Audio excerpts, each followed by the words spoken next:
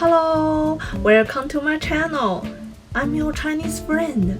My name is Kerrie. Today, we were to learn about Pinyin in Chinese.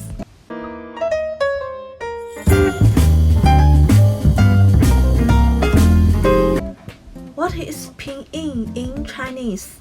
Let's take a look at this word. It includes two parts. The bold part is called Chinese Pinyin. It's Chinese phonetic system.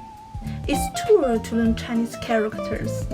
The bottom part is called Chinese character. Let's take a look at Pinyin. So you can see some familiar letters, which are the same as English. They are N, I, H, A, O. In these letters, N and H are called initials, which are similar to consonants in English.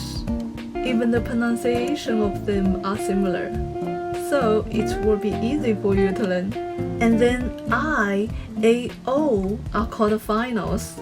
They are similar to vowels in English. So you can also find a lot of corresponding pronunciations in English that will make you easy to understand. And then you may notice there are two marks above I and A. They are called tongues. There are 4 tongues in Chinese language. And then the bottom part is Chinese characters. You can tell Chinese characters include a lot of strokes. And there's 2 Chinese characters are called compound Chinese characters because they both include 2 parts in the characters. The latter part is a radical.